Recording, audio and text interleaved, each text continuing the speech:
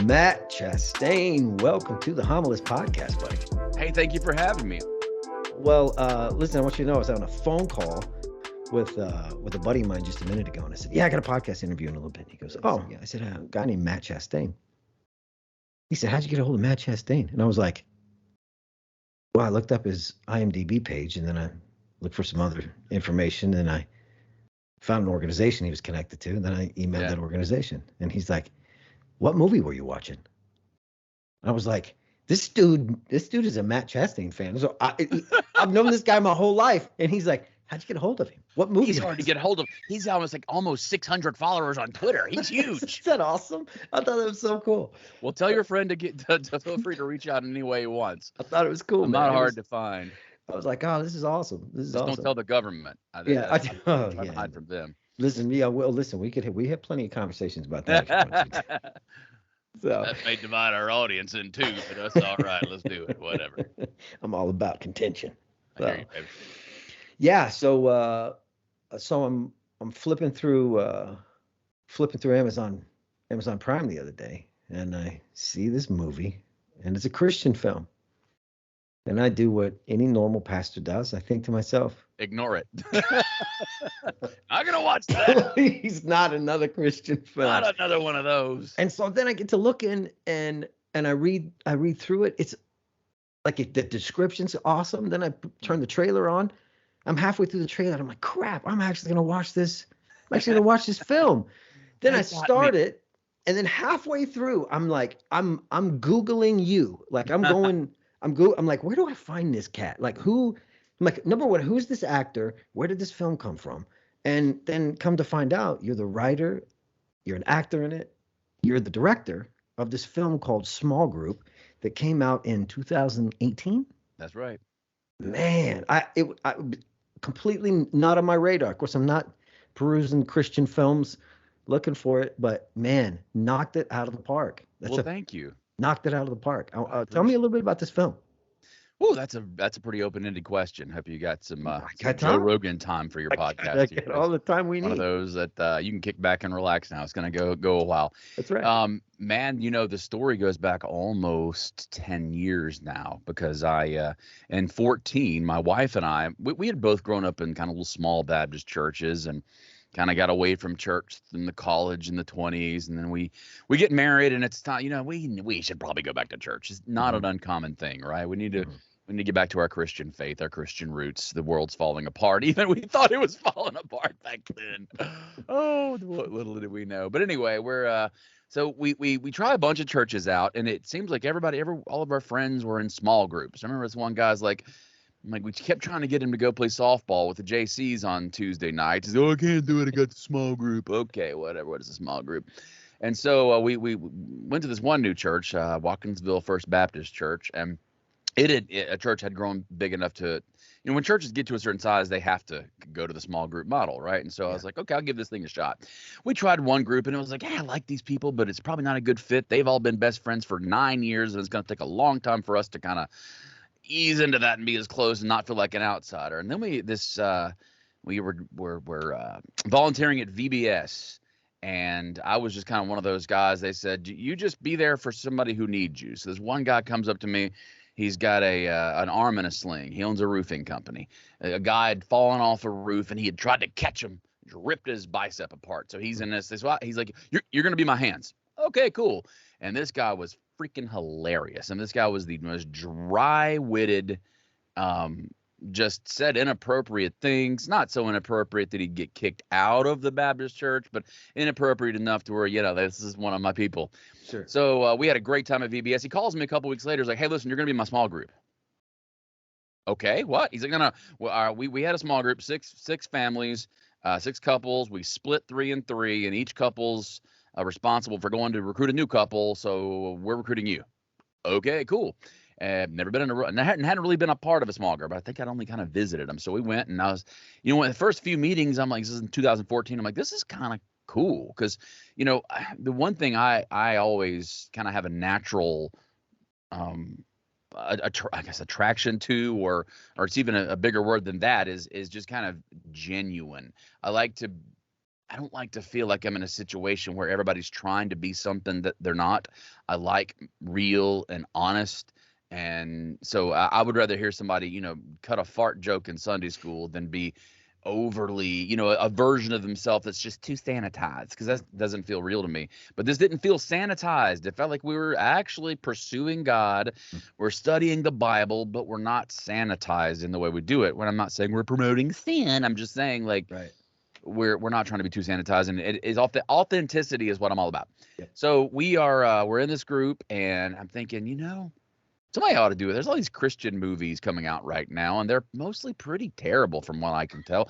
But if somebody could do a movie called Small Group, and I think they're terrible because it's a reflection of the somewhat inauthentic, sanitized versions of ourselves, right? These movies are just very preachy and expositional. They don't feel real because they're not intended to be a real story.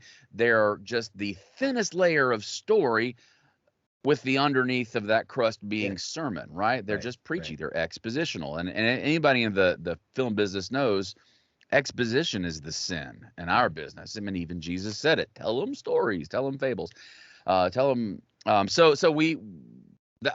thought was this would be a great environment for good storytelling within a Christian message, because it is just so naturally less sanitized and more real. It seemed also to be a little more biblical, because Jesus himself, he never pursued a crowd. The crowd pursued him.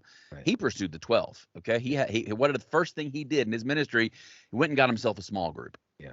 Literally. So I thought, okay, it's clearly biblical because Jesus did it first. It was his first thing he did in his ministry. Right. I mean, and besides, some of the conversations when he was a kid with the rabbis. But the first main thing he did was go and get himself a small group. So I was like, okay, this is going to be good. So I went to a producer of mine. I owned a marketing company, and I was creative director and production director. So I shot TV commercials and internet video for a living.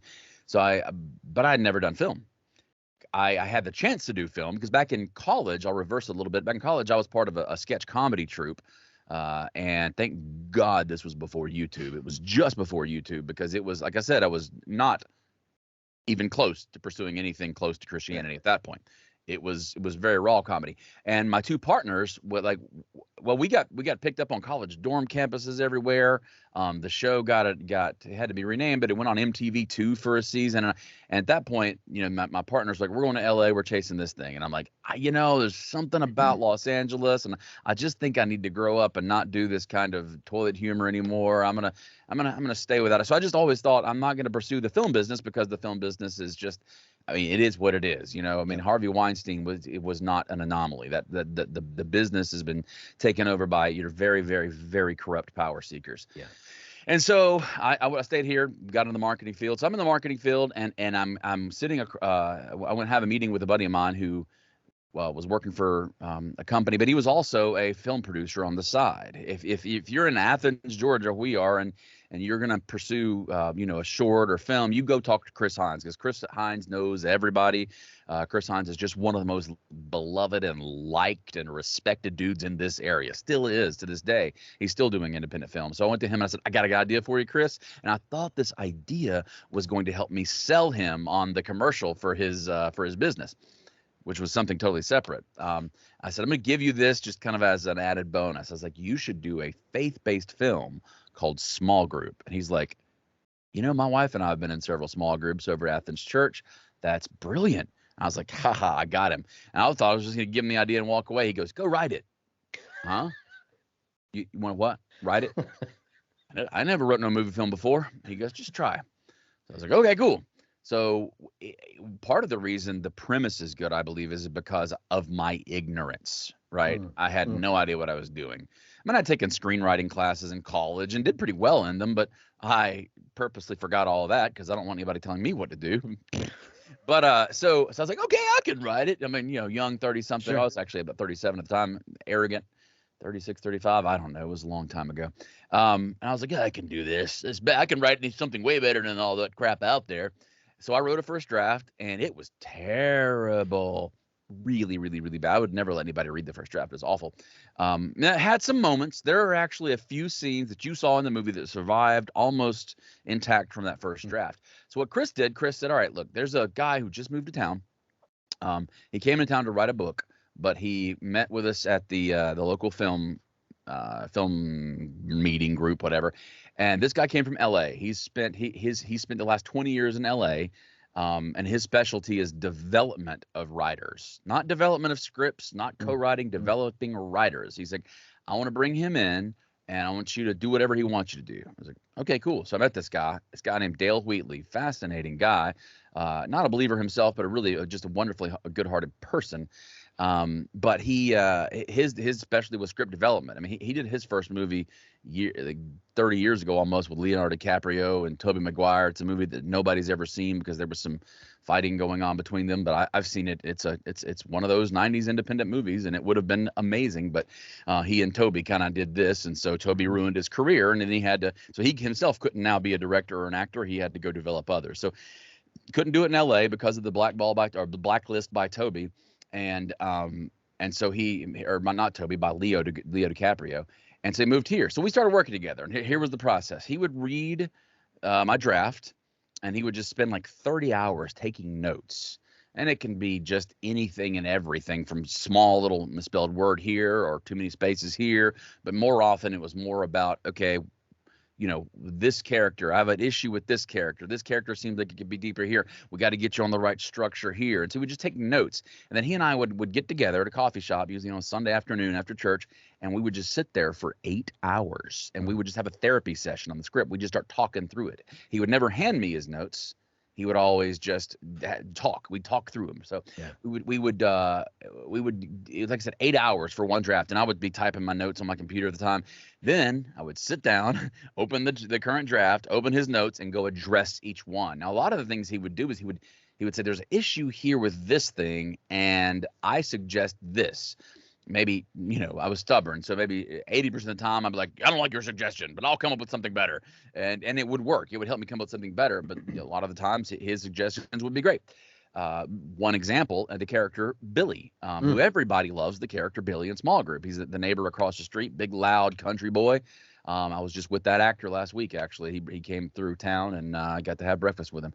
But anyway, the character Billy, I knew my protagonist needed to have a neighbor who he kind of judged, because the protagonist is this is a independent filmmaker, a documentary filmmaker who's been charged with kind of infiltrating a church's small group to kind of judge them, right? To see what are Christians like when they don't think the cameras are on them. Yeah. And so his job is to and he's kind of turning his nose up at them a little bit at this point. So he meets Billy, and it gives him to somebody to judge. Well, Billy was going to be more of a Ned Flanders type character, kind of a super annoying Christian.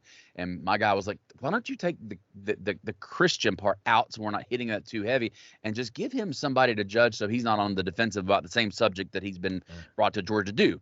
He said, you could be like a rocker, like an 80s rocker, and he's always rocking out. And I was like, nope, he's just a big, loud redneck. He's going to be like this guy.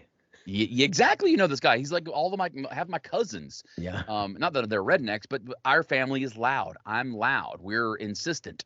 Yeah. But we mean well. And so that's where Billy came from. So that's what we would do. So we did that. Like I said, it would take me another 2 months to then take his notes and do a new draft. And that's round one. We did that for 9 rounds. It took 18 months, and then we had a script. And then once the script is there, we spent 4 months. So I had a lot of business contacts, a lot of family, a lot of people who thought that I was, capable of doing something cool. And so I went around for 9 months raising funds to make a movie, and we raised $1.1 million from January of 2016 through May or June of 2016. And brother, by August of 2016, well, from June to August, we're in pre-production. In August 2016, we start shooting, and the rest is history. Wow. Incredible. Yeah, absolutely incredible. You're right about Billy. Like, fascinating character, because when you meet him, you do the same thing that the protagonist does. The same exact thing that Cooper does in the film. You look at him, you're like, oh gosh, I freaking know this guy. Yep. Like, I know this guy. This is loud, obnoxious, always got a spit bottle in his hand, I mean, just but I told you, my favorite scene is when Spoilers, be careful with oh, spoilers. it's so great. When he starts in on the medical side, it's like, golly, it's well done. It's well written. Redemption. I mean, that's the thing is that there are redemptive qualities in everyone. If we can forgive the qualities that annoy us, Mhm. people will often find redemptive qualities, and that was the whole thing for Billy's character. Yeah. And it does that moment. I love being in theaters when I would go to the theaters, watch it with people, and that there was a tension in the room at that point was created by all the other things going on. But then when Billy's kind of redemptive moment comes, everybody, you can just feel the energy of the Mhm. room because, like you say, I mean, if we did our job, they felt so annoyed by him, and then Yeah. they themselves were a little convicted. You know what I'm saying? Yeah. So it's Yeah. not just, oh, Coop is it. No, it's you yourself are having this redemptive moment about Billy and having to forgive him yourself. And there's an energy in the room when that happens. It's beautiful. Yeah, it's so good. Well, storytelling really matters. I mean, that's what you were saying Yeah, earlier. The storytelling really matters. Like very much. that is the best way to convey any truth, is that when Thank you you. can tell it in a story. And what you've done with this is really good. I mean, it was super because, and I think I told you this in an email. It's so self-aware.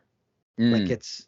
the film is so like we know where we're douchey. We know where like we know. Like we're absolutely crystal clear on this. Like Mhm. we know these weird pockets of things that we do. I was at jujitsu the other morning, and these two guys, I got a Catholic guy and a Baptist church guy, and they're always at each other's neck. One's the Catholic youth guy, one's a Baptist, the Baptist minister. So we're all in this jujitsu. It's grown Rolling. men. It's A grown bunch of men pastors rolling around. barefooted. It's just awkward as it can be. And these two got in an argument about baptism, and which is hilarious because you've got the Catholic standpoint on baptism, then you've got this First Baptist Church guy on baptism, and they're trying to convince one another. And the Catholic guy's like, "You don't even think baptism matters," and he's like, "But you're sprinkling babies, like," and they're just going like it was just really good, you know. So I just jumped right in the middle of it. And I said, hey, listen, both of you need to can it because look, here's the deal.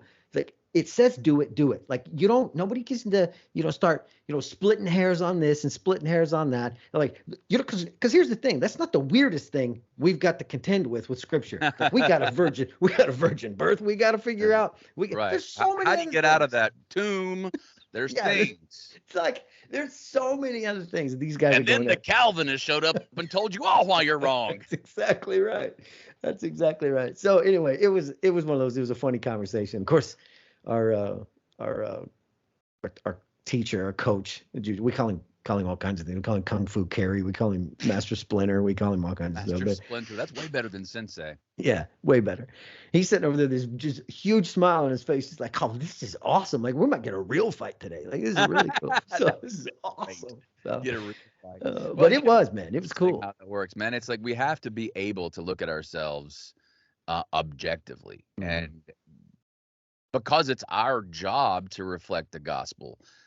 If we're going to go ye therefore, we got to get the log out of our own eye first. And a lot of Christian films don't want to Mm.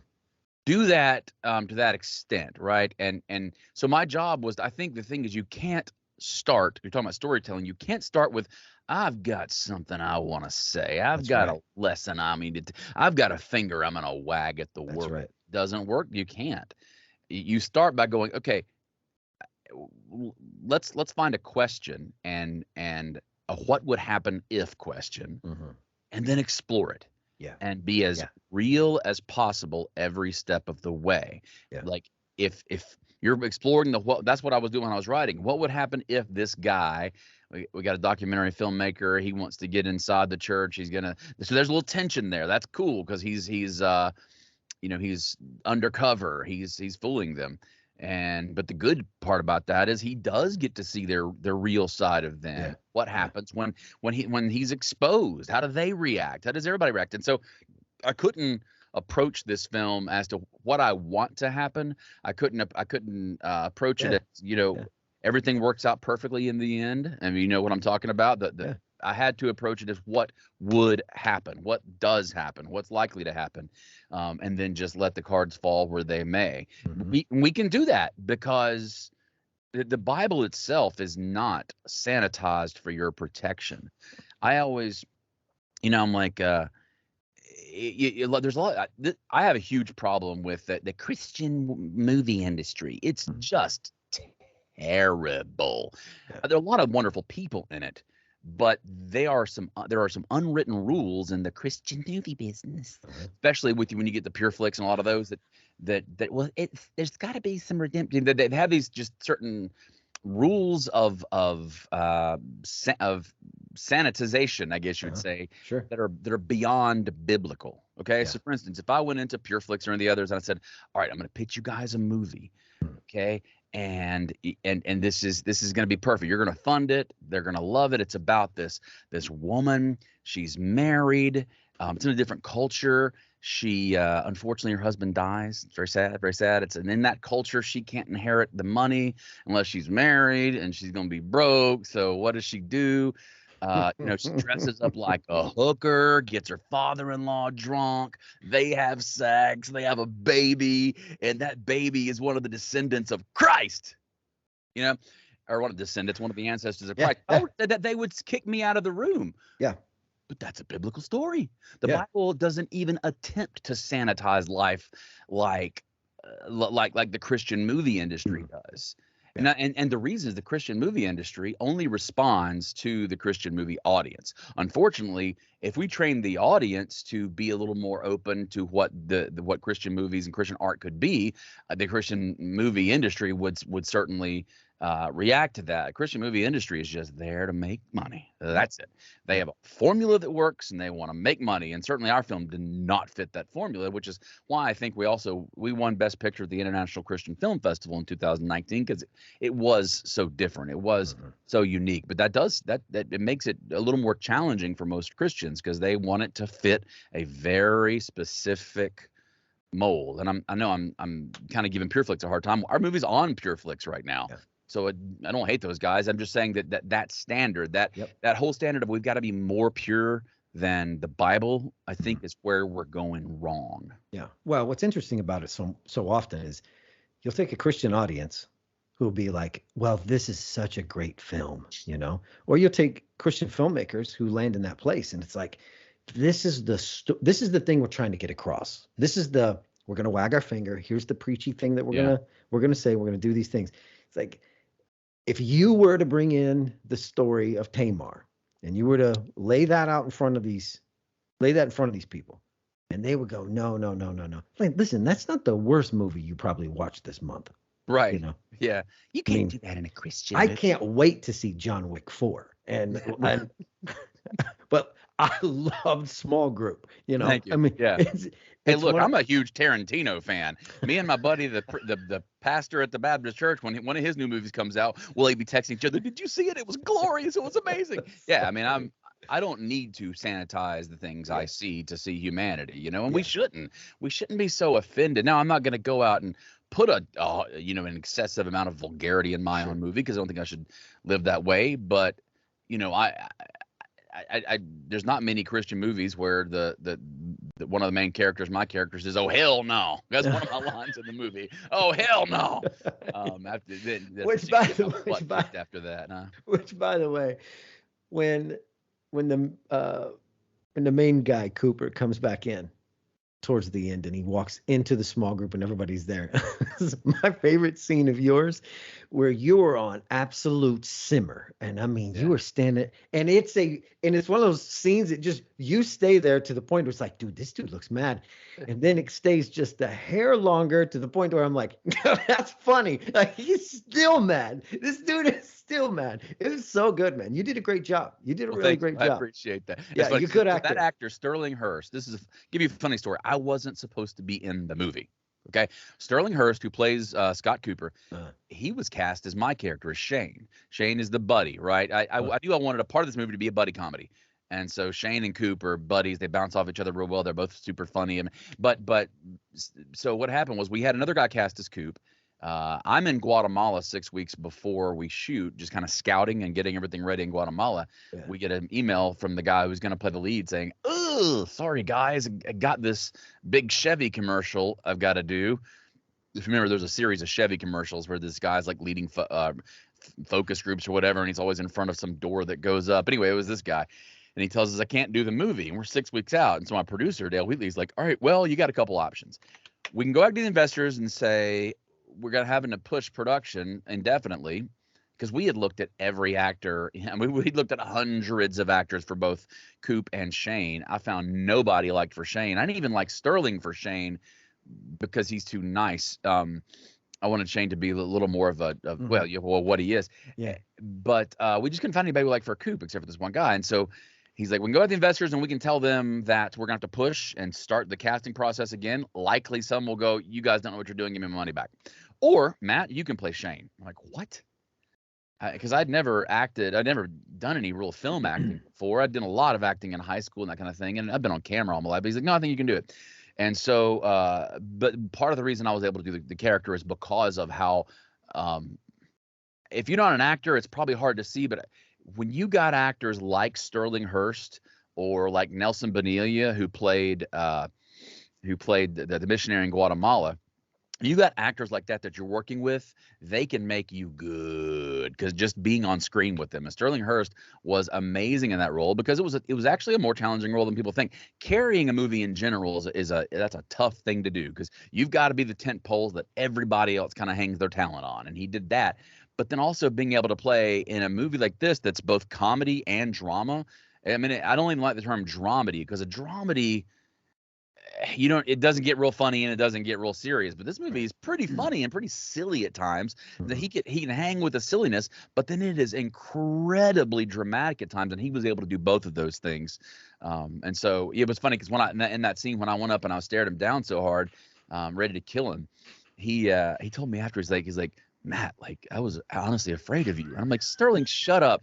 You are 3 inches taller than me, and you work out like 8 hours a day in the gym. If we went in a tussle, it'd take you about 12 seconds to put me on my back.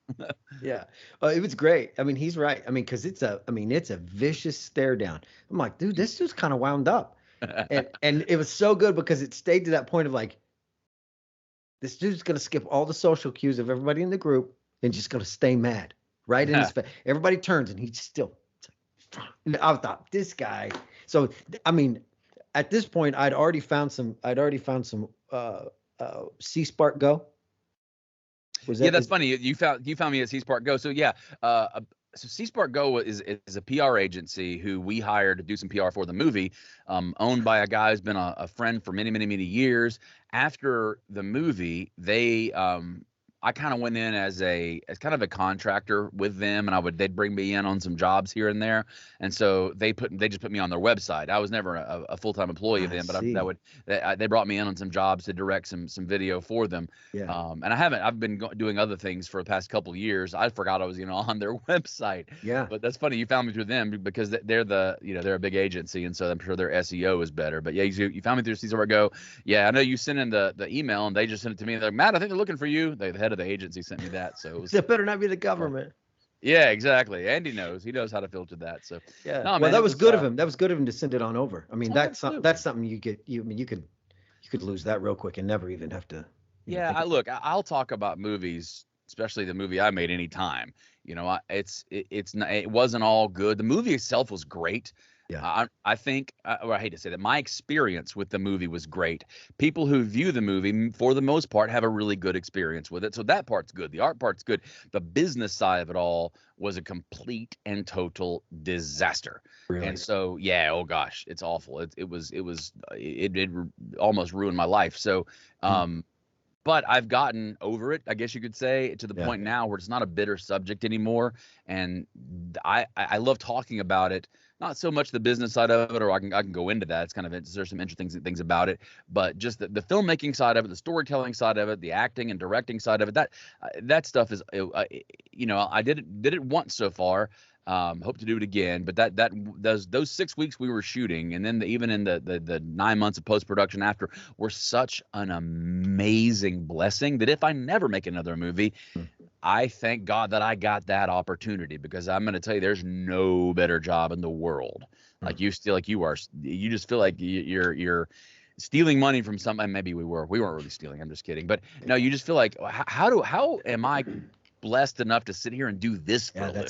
Yeah, that's good. Like cheating. I'm just playing. Yeah, that's good. Well, you said something earlier that when it comes to making a film, when it comes to trying to get a point across, tell a story, and you set forward, you don't, when you were talking about like Christian organizations that want to try to make films, one of the things that for me that really matters, I mean, as a preacher, as somebody who like do a lot of writing, if it interests me and it lights me up, then what I want to do is I need to take that and run with it as far as I can run with it. Yeah. And what happens in that is like you bringing your idea to your guy and saying, "Hey, listen, I got an idea for a movie. Here it is. I think this would be awesome." And because it lit you up, it's going to move other people. You know, I've explained the process of sermon writing for me on Sundays is going into the woods, finding rocks and sticks and you know, whatever it is, a pot, you know, stuff I'm mixing. I feel like I'm mixing something up and I'm trying to make fire. You broke up a minute. You said you go into the woods and smoke pot? Go into the woods, smoke a lot of pot. You're a pastor. That's right. That's right. So it's that idea, you know, it's that idea of go into and then to bring back some fire, bring back some smoldering ashes, and the way I feel is to stand before the congregation and say, I don't exactly know what this means, and I don't exactly know if this is all he is, but I think God looks kind of like this. And then to throw those sparks into the congregation. Like for me, that's that. And I know there's times where people walk out and they're like, I don't really know if I understand what that sermon was about, but it moved me. But I'm going to have to work out the details the rest of the week. You know, that's good. That's what you want. You want to leave them with more questions, right? So that they want to go. It's the creative process. Writing a sermon, even though it's exposition, there's still a creative process. And the beauty, I don't know how any creative could also be an atheist. Agnostic, maybe, but an atheist. Because you know as well as I do that there's a moment of inspiration. 100%. And you know that idea did not come from you. 100%. Now they called it the muse or whatever in Greek mythology, and it's called all kind of other things. Great book called The War of Art. Highly recommend it. But it's you know, I'm not into drugs or alcohol or illicit behavior much. I mean, I like to have a craft beer as much as the next guy. But I'm addicted to the muse. I'm addicted to the inspiration that does not come from me, when ideas don't come from me. Because you know, when you have an idea, you're just not as confident about it. You're like, I think I have an okay idea. But when you can just open yourself up, and that's what creativity is for me, is the ability just to shut your stupid brain up long enough to be open to ideas that are given to you. For me, it's the shower. I go in the shower. I have to stand there. I have to have hot water that's 185 degrees. We have to get the burn kit out afterwards. I'm in there until it drains the entire tank. But every time, the reason is for me is because that's the only place I can not be distracted. So when I'm in that alpha wave or whatever you want to call it, but that's when God's like, all right, now I got you. Now I have your attention. Here's an idea. And it can be an idea for a movie, or it can be an idea for a podcast. It can be an idea for, something I'm supposed to do for my client at the Georgia Department of Human Resources. For me, what's cool about it is that it's the same level of excitement no matter what I'm doing it for. Even if it's a boring job I'm doing just to put food on the table, it still feels the same in its kind of pure form when you get that inspiration from God, regardless of the outcome, because you know that's what he wants me to do right now. And it's way easier for me to put my big loud mouth down and just head straight into doing something like the bull in a china shop I am, when I know deep down this is what he wants me to do. Well, I don't have to make that choice myself. So that's the beauty of creativity for me. Yeah, I enjoy that. I enjoy that process. And you can only say this to another creative. Do you know that moment when it happens and it's apart from you, and then you look at the thing that you just did and you go, dude, that is brilliant. Yeah, because you feel like this is an arrogant thing for me to say. But you're an observer. And that's why people find it weird, like how, because I've worked a lot of years. It's been very difficult, but I've worked very hard on not being very sensitive. Like I'm not Mm. very I don't think I have much of an ego about me. You can say anything you want about me. I'll probably agree with half of it and laugh at you, but I'm a little baby when it comes to people Oh yeah. nitpicking something I've created. Right. Yeah. That's when I'm "Ah!" Yeah. and my it's not. I don't even know if my ego is attached to that as much as it's just like it's the baby metaphor is the best one. This is my little creation, my little baby, and I protect it way more than I protect myself. Yeah. And that's like you say, it's outside of me, and I can look at that little baby and go, oh my gosh, this is so beautiful. Yeah. And people don't understand the separation between artist and the work Yeah. because it came from outside of me. I can have that somewhat objective view of it and look at it like a mom looks at her baby as the most beautiful thing on earth. Not that I think that my movie Small Group is the most beautiful thing on earth, but there are some moments in there because I'm so connected to it that I do feel they're beautiful and do move people in that way. So yeah, I totally feel that way about it, and somehow I think I can reconcile that as not being from ego. Yeah, I agree. I agree. And I love those moments to where it's like, oh my gosh, that's so freaking good. Like that is so like and to be able to bring it like listen to this. And then when people go, dude, that's good. It's like Mm. that's the only place that it gets weird. Dude, this is really good. And you're like, yeah, no, Oh, shucks. yeah, no, like don't make it weird. Man. Like just agree with me. This is really good. Like, it's amazing. Right. Dude, you're so good. No, no, no, no, no, no, no. No, I'm not good. I'm not good. I just kind of turn like, okay, you think that'll work then? You think that'll work? Yeah, yeah, yeah. That's yeah, what I want. I want yeah, this thing to work. I want it to do what I need it to do. I need this moment to make the audience Mm-hmm. feel Mm-hmm. this. I need this moment to make the audience feel this. So if you're telling me it's that good, it's because you're affected by it, then we're doing what we're supposed to do. It works. Yeah. I spent I spent probably the last calendar year working on this book that I had been working on for about 10 years prior. But really, really working on it now. Like I was kicking it around, and then the last year or so, well, I got it done, and then I went and I recorded the audio. Well, when I was done recording the audio, I looked everywhere to try to find, because one of the things I wanted to do, because I'm a film junkie, just a junkie, Cool. down to the point that I'm a film score junkie. Ooh, cool. Like if I'm not watching film, when I go to the gym and I know you're listening to John Williams songs. Yes, exactly what I'm doing. Danny exactly Elfman. what I'm doing. Yeah, for Hans Zimmer, Pemberton. I mean, these dudes are. I mean, I love it, love it, love it. So what I wanted to do with this audiobook is I wanted to have somebody score it like a film. Wow. Which is crazy because when you think about an audiobook, if you're talking 8 to 10 hours and someone's going to score and listen to this thing happen. Do you remember the old school days when you would listen to like the stories on maybe grade school on record or on cassette? Sure. And then remember there used to be some music in there. There was some music into it, yeah.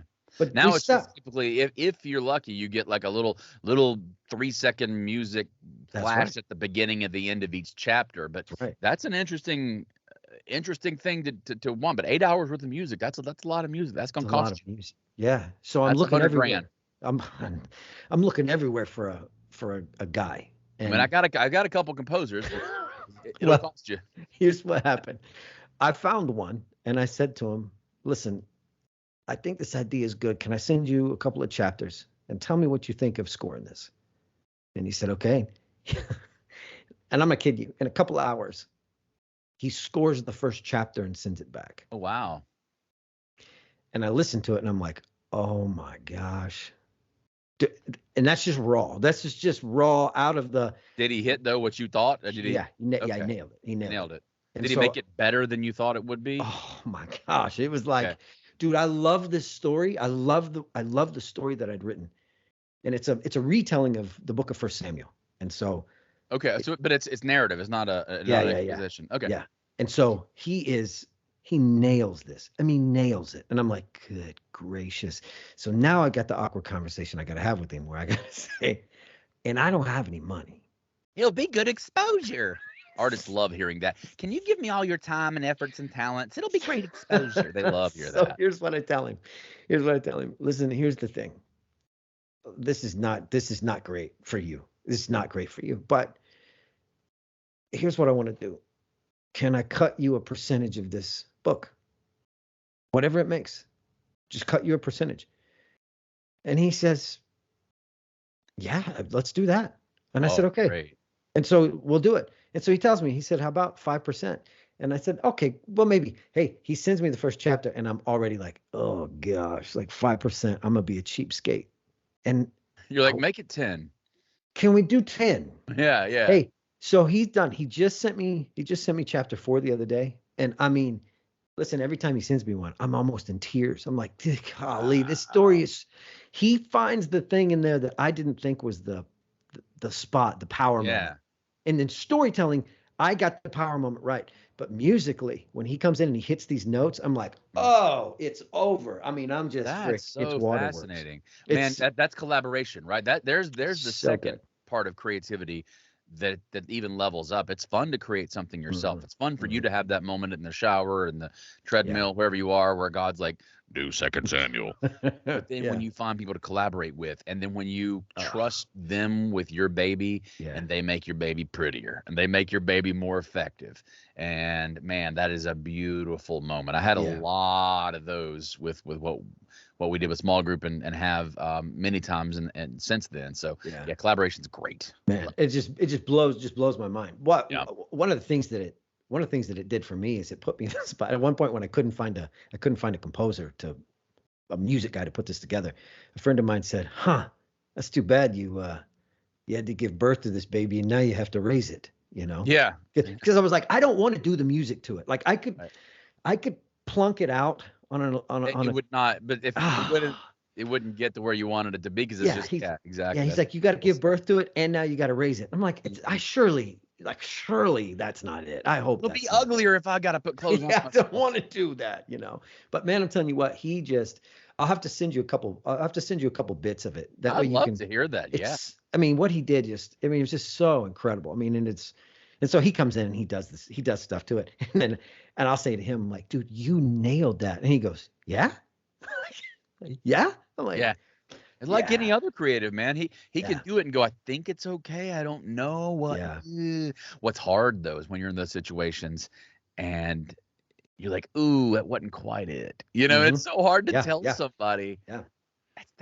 That you didn't quite nail it there, which that's the job of a director, which is very difficult to do. You got to be somebody who is, because it's very easy just to kind of be a pushover and go, yeah, I just want everybody to feel good about themselves. And but you can't. You got to be about the thing. The thing has to be it. And if somebody doesn't bring their A game to the thing, then you got to either help them get there or replace them. But you can also be a control freak. You got to also be willing to open up and go, okay, they brought a very different take on this. And I like it. That's exactly right. That can be in the film business. That can be your composer. That can be. I had a casting director do that to me several times, where she would bring me people, and I'm like, "That's not what I had envisioned." And what you brought me was way better than what I envisioned. Right. So, like the character Billy is another example in small group. I had about 50, 35, 40-year-old biker guys, and then this one 20-year-old baby-faced country boy from Arkansas, right? And she's like, "This is your guy. This is your guy. This is him. Just trust me." So that's the beauty of collaboration is when you let others take your work to a different level. Yeah. I was going to ask you in the creative process, when you venture into that place of being able to nail down the thing, it's like that's the thing. Like it captures you. It moves you to a place of like, okay, so this is magic. When you talked about, I don't know how you can be an atheist and an artist, an atheist and a creative, that this is apart from you, and this is apart. There's no question that this is apart from you. That when you begin to take that thing and you begin to move it out in front of you, have you had the experience as you've written and you're writing for these characters for small group or anything else you've worked on, to where it's almost like you step into a room with this character, like almost like another dimension in the room with this character, interact with that character in a way of like, this is how he would act, this is how he would react, this is how he would respond to everything. Have you had this experience? I mean, that's called flow for me. That's how I describe flow, and that's what I aim for every time I write. So absolutely, like my most favorite part about it. I'll be sitting there writing, and even if I'm just writing an action line, I'll find myself doing the action that I'm seeing so that I can better describe the action. Yeah, yeah, But you're in it, man. You yeah. build this world visually. You see the sights, you hear the sounds, you Mm, know what this mm, person's feeling, you know what that person's feeling. It's a little godlike to have to mhm, be, to have to be able to be in them as mhm. when you're creating something yourself. And so you just have, stay humble with it is my thing, because I find it to be a giant responsibility. It's very powerful. Mhm. And so if you're going to create something that the others are going to be moved by, yeah, you gotta treat that power with gratitude and with a humble nature, so that it can live up to what its potential is. But Mhm. that's, man, I feel it. It's almost like being hypnotized, Mm. right? I've never been hypnotized. I remember on college I got on stage when this hypnotist came, and I was like, I'm gonna try. And I feel like I was coming close. I was all of a sudden very dreamy. Mm. Everything felt like a dream. And then somebody sneezed or something, and I looked at them, and they're like, "You off stage." Too ADHD to be hypnotized, I think, but that's almost what it feels. And I Yeah. think that scientists would describe that as going from what delta to alpha waves in your Mm. brain or something. But when you're there, when you are in that hypnotic state and you are interacting with it, um, it's that you're exactly right. That's where the magic comes from, because it comes from outside of you, Mhm. and it takes you as a writer to a different place. Working on a series right now. It's going to be an incredibly low budget, like YouTube 7 to 10 minute episodes. But I'm as excited about this as I have been about anything that I've done in a long time. Mm. I'm also working on something far more important, I think. I was hired to write a screenplay that is an adaptation of a true story of one of the most amazing Navy SEALs ever to be a Navy SEAL Really? that you've never heard of. This guy Mm. was buddies with Chris Kyle and knows all those guys, and he was there with them, and his story is as incredible as theirs, if not more so. Wow. And those are always good. That's more like that's an application of a skill that was learned, right? Yeah. Because I'm having Yeah. to adapt something that really happened, and I've got to be creative enough to make it interesting, but not so much creative that I'm telling the wrong story, or I'm gonna force him to have to now go live a lie. Mhm. Mhm. But what's fun is when you can actually create everything about the world, Mhm. and you're buzzing. Like I said, I related it to a drug earlier, and it does Yeah. feel like that. It's a drug that I certainly Mhm. chase. I'm sitting there last night and writing. I wrote 2 episodes of this thing yesterday because I was just so and last night I'm sitting there, like I said, my daughter, a 13-year-old daughter who played Casey in the movie, she's got 4 friends over, and they're being loud as they can be, singing Justin Bieber on the other side of the house. Got my 6-year-old son here kicking me and telling me about his Roblox game, and I'm not even listening to any of it because I'm so into it. My wife looks at Right. me and says something, and then she says something else, and then she says something else, and then accuses me of not listening to her or something. No, I'm kidding. She didn't. She just goes, "Hello." I was Yeah. like, I'm sorry. Like I'm able to Yeah. so focus on this one thing. Yeah. Yeah. I found these little pockets as I'm going through First Samuel, and I'm writing these. I'm writing them. Just I mean, it's the First Samuel to the end, to like chapter 2 of Second Samuel, and every single character, there's this deep dive into Mm. like who they are, and then like, Mhm.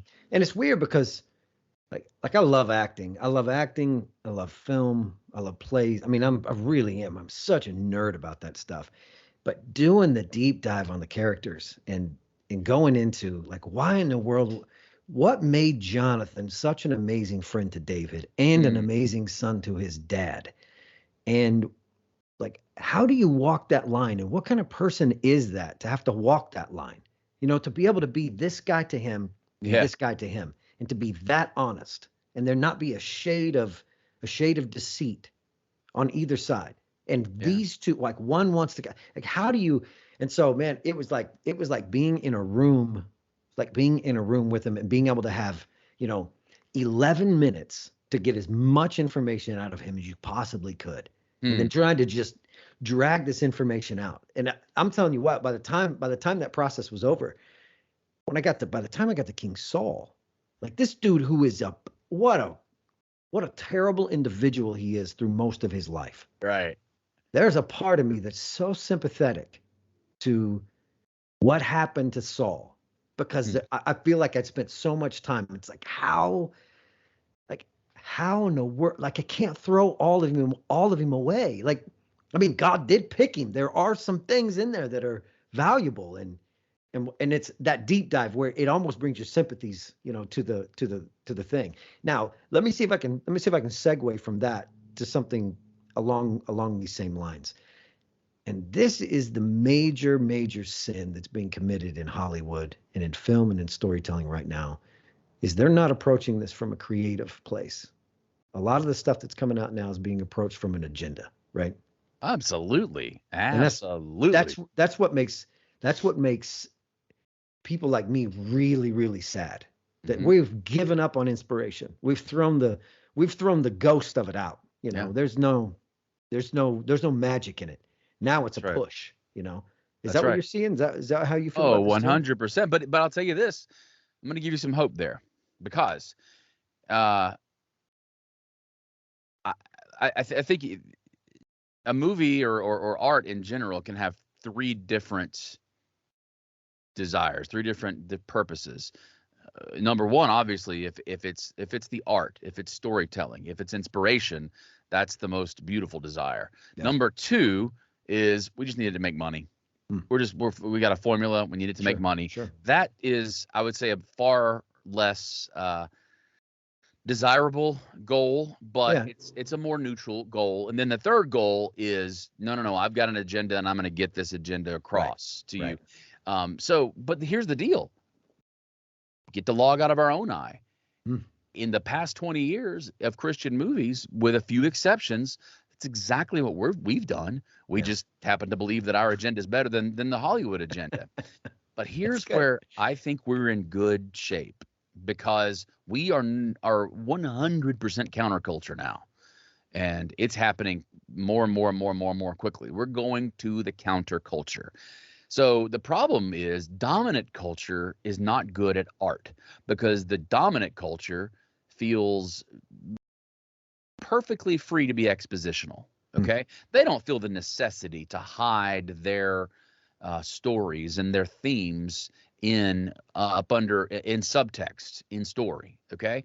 They feel perfectly fine to do that. So think about the 60s. Okay. Peter, Paul, and Mary. The 60s were our reaction to the 50s, where everything was as stiff and buttoned up as it could be.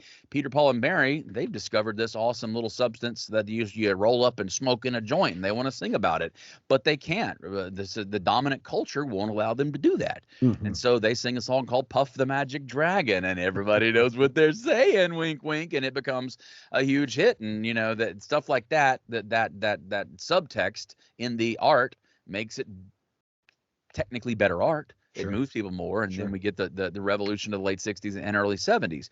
So, but now, and by the way, just 10, 20 years earlier, Charlton Heston was making the 10 Commandments as boldly and expositionally as possible, right? Because that was the dominant culture. Well, now Christians are in the subculture. And so if we're going to tell our stories, we're not going to be able to tell them expositionally. And that's a very good thing, because if you take a look at the book called Save the Cat, which is kind of the Bible for feature film screenwriting. Okay. It basically talks about structure. His most common phrase is exposition kills cats. Remember that. Exposition kills cats, meaning exposition is just the cardinal sin of storytelling. Because when the reader or the viewer starts feeling like they're being preached to, it takes them out of that hypnotic state, and now they're out of your story. Now they don't believe your story. So that's the beauty of what we're doing now, is that we get to now kind of weave Christian themes into our stories. We can't hit them over the head with it. A lot of people say, well, you got to be bold with it. You got to tell them about Jesus. That's right. Yeah, well, that's right. That's actually not what Jesus told us to do exactly. There's a process of leading them there. For me, this is God gave this to me. You can say he didn't or whatever. Call me crazy. I don't care. For me, the first step is to get people to make a decision or to get people to understand that every topic they look at, every opinion they look at, every person who has an opinion they look at, they need to stop and ask themselves one very simple question: does this seek truth or does this seek power? I will submit to you that that's one of the most foundational, if not the most foundational truth in our dichotomy, certainly in everything. For me, the truth seeking versus power seeking is the equivalent dichotomy of evil versus good. Okay, and so, but I don't want to speak in terms of evil and good. I may not speak in terms of God and Satan, because those terms will kind of push people aside. And not that they're not. We'll come back to those terms. We're going to get there. Don't worry. But the first step is, okay, I want people who would reject the gospel because of other stupid reasons to at least start at the purpose of, do you want to seek truth or do you want to seek power? Because if you want to seek truth looks like this, it follows these rules. Power looks like this, it follows these rules. You know that seeking truth is going to lead to a happy individual, happy group, happy society, a society that's connected to God, because God is truth. And seeking power, like if you look at every story in the Bible, it's all about, almost every one of them is about, did this person seek truth from God, or did this person seek power to empower himself, to have power over others? It's all about that. So if you can start them there, and you got a society full of truth seekers because you've woven that into art, guess where they're going to eventually get to if they're actually seeking truth? They're going to get to the gospel. Yeah, that is hopeful. That's very hopeful. I mean, because I just told my wife the other day, I was like, man, I went to a movie, and because I love going to films by myself. I love going to movies by myself, because we're not going to the bathroom. We're not getting popcorn. You get to focus. Just, and listen, I'm like you, like I don't need any distractions at all. Or, I mean, and so I love, when I came back from when I was like, dude, I'm about to give up. I'm about to just give up on everything Hollywood's putting out. Like I sweep the corners of independent films, I mean, I go looking for the stuff that's like, what's the stuff that's really gonna, man, I was really getting, and I'll tell you what, there's been a couple that have come out here that I thought, man, this is gonna be awesome. And they weren't. And then there were a couple that came out and I thought, no, this is just a remake, and it's they killed the story. I was impressed by Maverick. And I was impressed by Creed 3. I mean, both of those. I was like, I thought the first two were terrible. I was bored to tears. And then I watched. Surprised they got you to watch the third one then. Well, it was one of those things that my buddies around me were like, dude, I'm so excited to see Creed 3. And I'm like, dude, those first two were brutal. Brutal. Yeah. But the third one, different director. Well, that's good. Glad they give the director a little license to do something real with it, because you're right. These days they don't do that. They're not. Movies aren't like you say, seeking some kind of a foundational truth, some kind of a good inspiration. They're just, like you say, they're there to push an agenda. But I don't watch a lot of movies personally. I feel like cinema has gone to the point where it's either independent film, which is mostly like these. It just feels very, very like film students trying to do something artful, and sometimes this is called sweater. Yes, it's so deep, man. Or it's just Marvel crap. And Marvel crap. Now, I don't mind Marvel crap for what it is. For me and my 6-year-old son sit down and watch Iron Man together, and he's like, yeah, that's fun. I like that. Sure. But for me, like cinematic storytelling definitely moved to TV. So, and it's in series TV now. And are they telling Christian stories? Almost none of them are. But that doesn't mean they're not telling good stories, because they are. It's possible. I'm a big fan of the Taylorverse. Anything Taylor Sheridan does, I'm in. Yes, it's violent. Yes, it's cursing. Yes, it's crazy. But he's a fantastic storyteller, and I think he's more of a truth seeker than he is a power seeker, for sure. Okay, so Taylorverse, you said?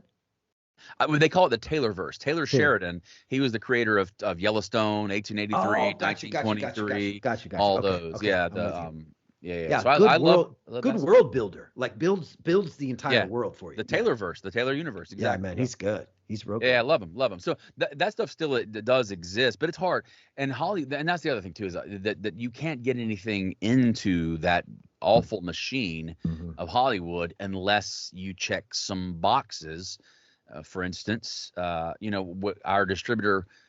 I had the idea that and I even wrote a pilot episode for Small Group the series, and it was going to be shot. It was going to be just like The Office, a mockumentary. Okay, Hmm. and the idea was that this movie that Coop made in our movie Yeah. sat on a shelf for 5-6 years. It got put on christiancinema.com or something and exploded. And so now they've been hired to do a reality show. Okay. And so Coop's behind the camera. You never see him. You see him take the lens off. He's like, I'm not going in front of the camera again. But it's very, very much like The Office. It's a mockumentary. It's all interviews and that where they know the cameras are there. And it was the first episode's really good. It's really funny. I had a whole series Bible written out, and my distributor took it to Netflix, and they're like, well, that's interesting, very interesting. But if we do this, they're going to have an LGBTQ trans person in the group. They're going to have to, have this view and that view, and they can't have this view or that view. And I'm like, I'm out. I'm Yeah. out. I'm Yeah. out. I'm done.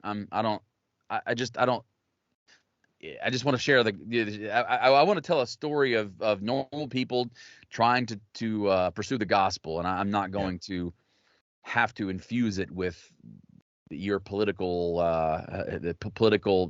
opinions du jour. Yeah. Have you seen anything on Ted Lasso on Apple TV?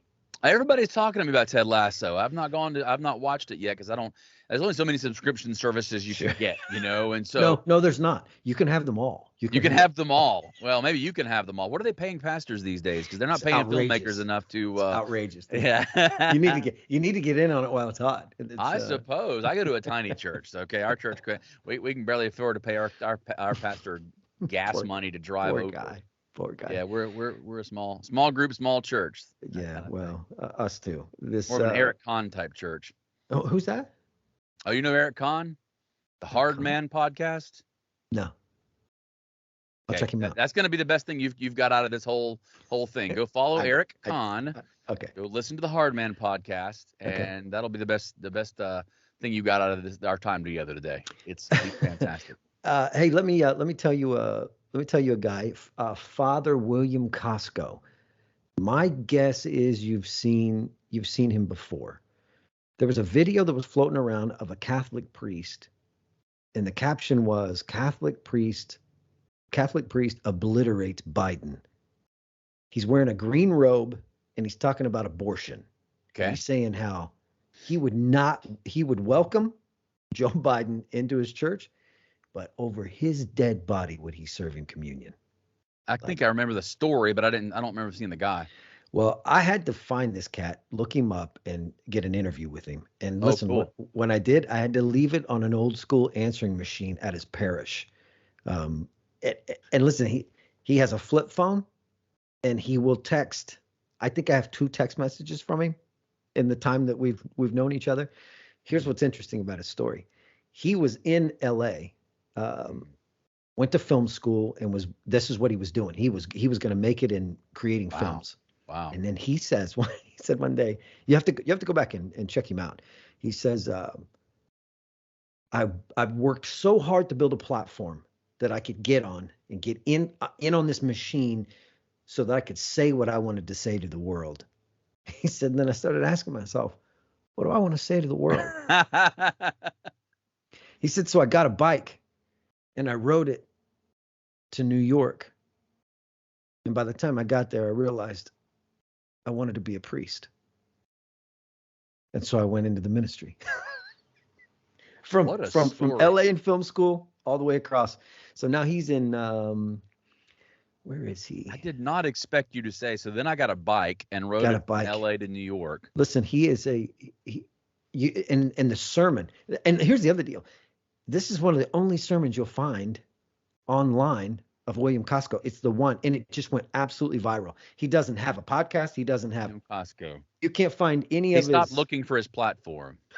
And he stopped listen, seeking attention. Stepped forward. Yeah, you're exactly right. He stepped forward, said the one thing, and he said the only reason I recorded that sermon was because I didn't want to get in trouble from the bishops and everybody else, and people say I said something I didn't say. So I had I him wanted record it, it and was it a went. CYA move more than a let's Yeah, put this out there. I mean Shapiro picked it up. Wow. Charlie Kirk picked it up. Candace Show you Owens. if you just have something to say, you don't have to have a giant audience, and That's right. That's it will exactly get right. said. It just Yeah, I just felt like riding my bicycle across the great country of U.S. that's United what he States. did. That's what he did. So Wow, I yeah, gotta look that guy up. That yeah, is Father that, William Costco. I can email you a link yeah, to my conversation with him. And it was, I mean, so he and I've been in conversation ever since. We've that's become good fantastic. friends, and I mean, just a neat guy. And so every once in a while, I have something creative I'm working on. I'll send it to him. And he's a super. You'll find some other videos of him, and it's him mostly clowning around as a. Yeah, So it listen, next film you put together, you ought to hunt this cat down. Good actor, that's hilarious. interesting. I mean, he's you might get some really good ideas from looking at somebody because he's a wild one, man. He's a wild one. Okay, I want to go hang out with the guys in New Yeah. York. You said? No, not anymore. Now he's in where is he? He's in Arizona. Oh, okay. Arizona, I think. Arizona. I go out there every now and then. Got some friends out there. I'd have to look and see. I'd Well, have to look so and see. one interesting thing to me that you mentioned there is the fact that he first looked to build a platform, so he was almost attention seeking. Yeah. Then he went the other way with it, and now he's just attention paying, Yeah. right? So if I don't usually send people to TED Talks because you know what they've become. Sure. But I posted this TED Talk the other day because it just blew me away. And talking about the creative process here is Joseph Gordon-Levitt, the actor. Oh. He gives this TED Talk. I want to say it was in 19 when he gave it, but it's this just incredibly beautiful talk about creativity and about kind of how that works in our modern society and about social media and the product that it sells. But he breaks it down to basically, you know how my dichotomy is either you seek truth or you seek power. Mhm. In that same dichotomy, he's saying that either you are giving attention or you're either seeking attention or you are paying attention. Mm. Okay, that's it. Just those two things. And so when you are, he says when he's on set and he hears that, all right, rolling, speed, camera speeding, action. He said that's hypnotic for him, and it's an addiction to him because, and I understand that as an actor, because it allows you to zone in almost to that same hypnotic state that I was talking about in writing, Sure. and then you basically become your character, and you're not in you're in a different realm. You're not in the world outside it. Yeah. Yes, there are cameras and everything, but it's almost like you're in a dream. You're in this hypnotic state, and it's addicting because you are at the core of paying attention. That's where creativity goes. He said, however, when you're on Twitter, you are seeking attention. He's like, he's as guilty as anybody, right? Yeah, that's and good. he's like, and all actors do it.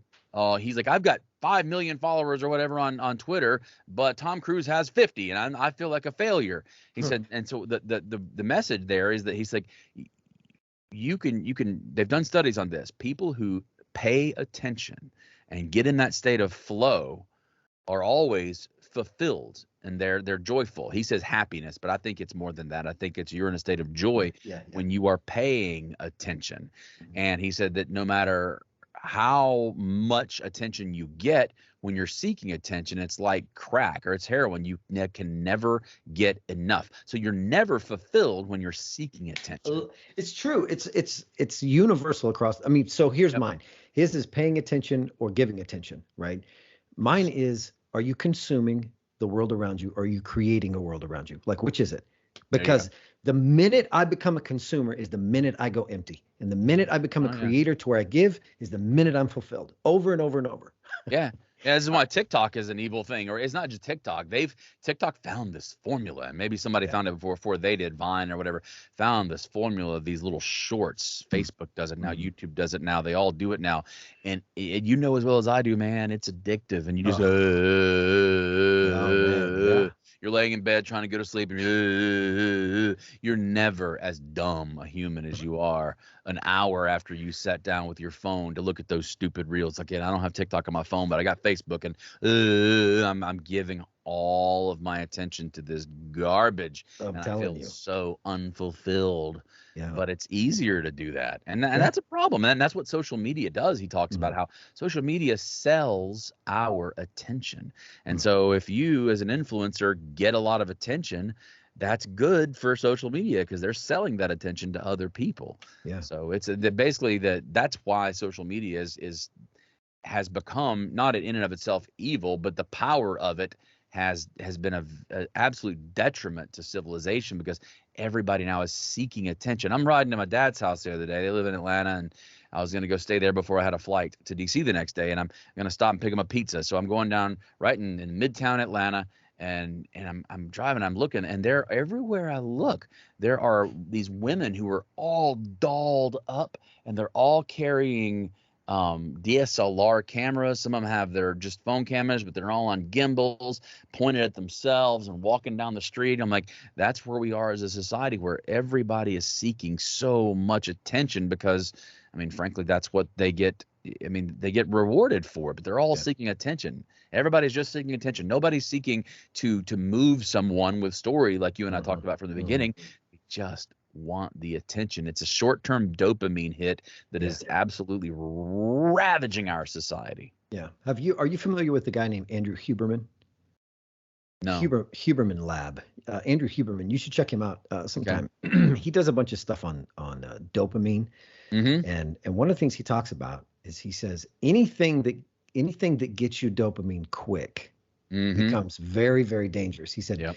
because you run at a normal baseline. He said, and if you spike it with very little effort, Mm-hmm. you don't return to baseline, you go beneath baseline. That's and right. then you have to come back up. And I mean, he just, in talking about that, it's like, man, you got to be careful. You got to be careful with your brain, which was one of the first glimpses for me into understanding exactly, or what I think is close to, when you hear the phrase that sexual immorality is the only sin that you can commit against your own body.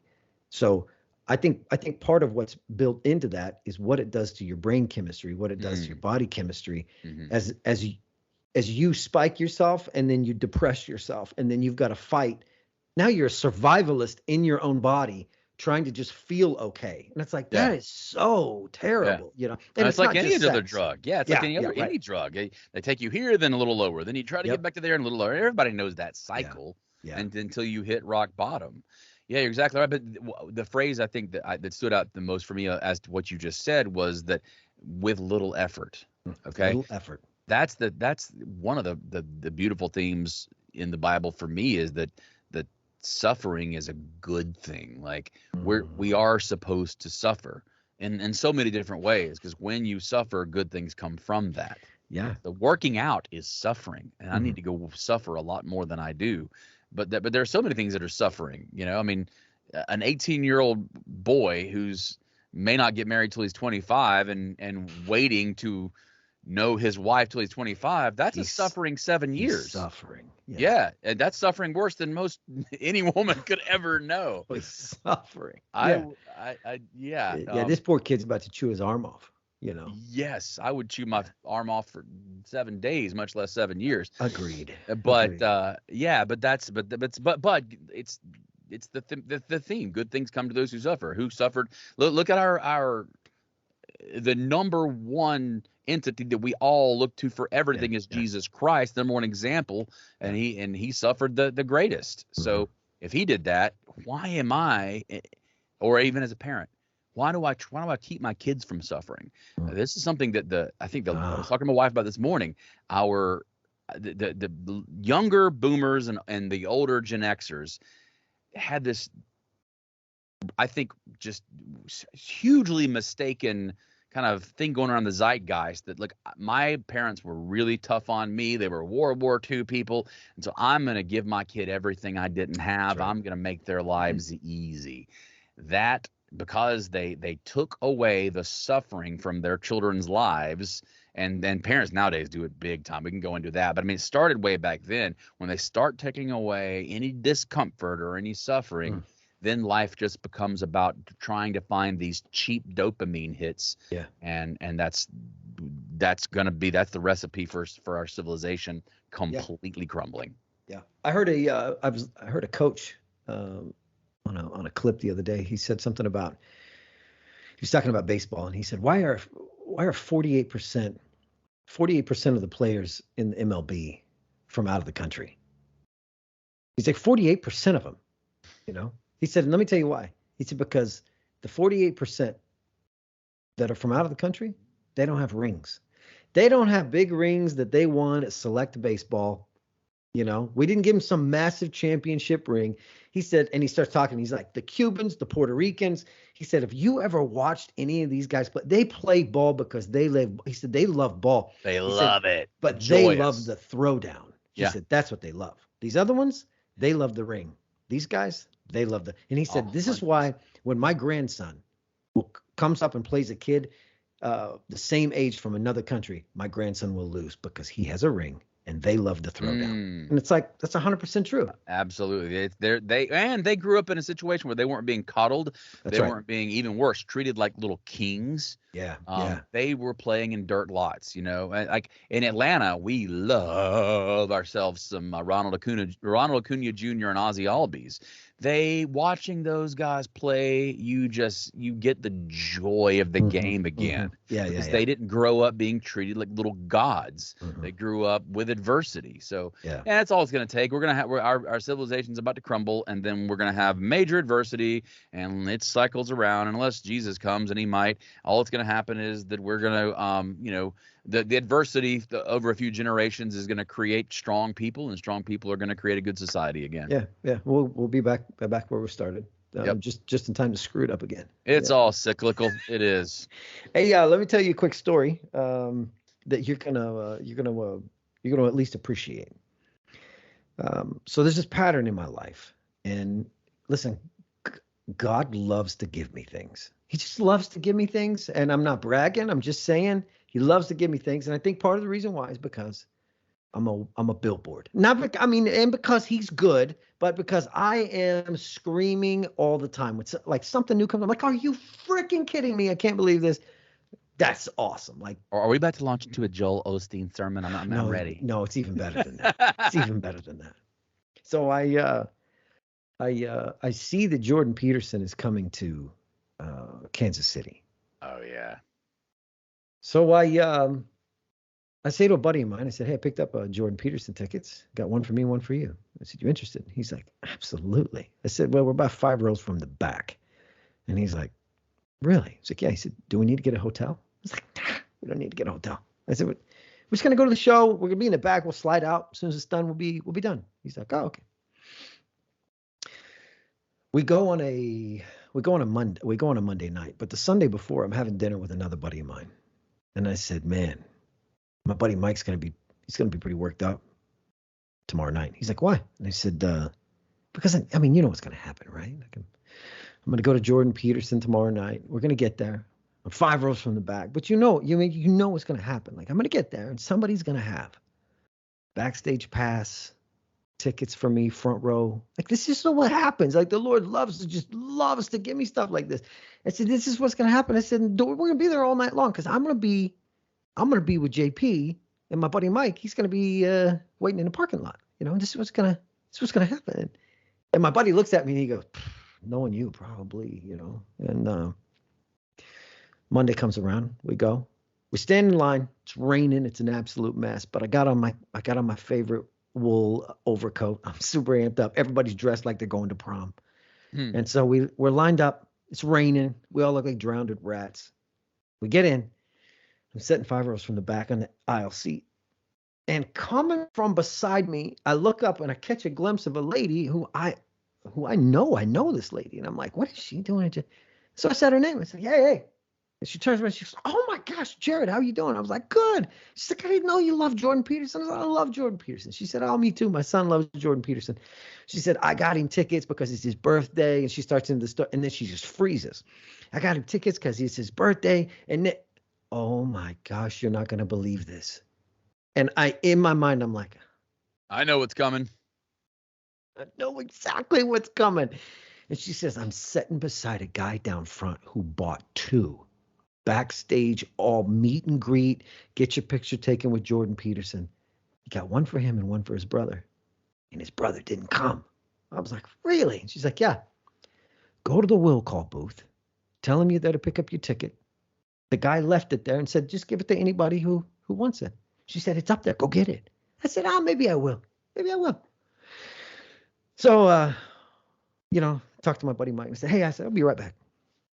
I go to the will call booth. Okay, I said, hey, I don't know how this works, but do you have a meet and greet pass for me? She goes, oh, hold on, let me look. She turns around. Oh, yeah. Here you go. It's right here. And hands me the meet and greet VIP pack. Like, are you kidding me right now? So I get done. I go sit. You only had to commit identity theft to do it, right? I didn't have to say a word. I didn't have to say one. Oh, you didn't even word. say you didn't say like my name is John Schmidt. No, it's like, hey, did somebody leave a meet and greet pass up here for me? She says, yeah. Here you go. Hey, so ticket. I go sit back down. Which I never thought about it. I never thought about me stealing somebody else's day. What if the brother changed his mind? He's like, what? Or the other brother was just playing a trick on his brother. Yeah, it's the Impractical Jokers backstage laughing. He really hates him. He really hates his brother. So yeah. Hey, I got you a ticket. It's there. Never mind, it's gone.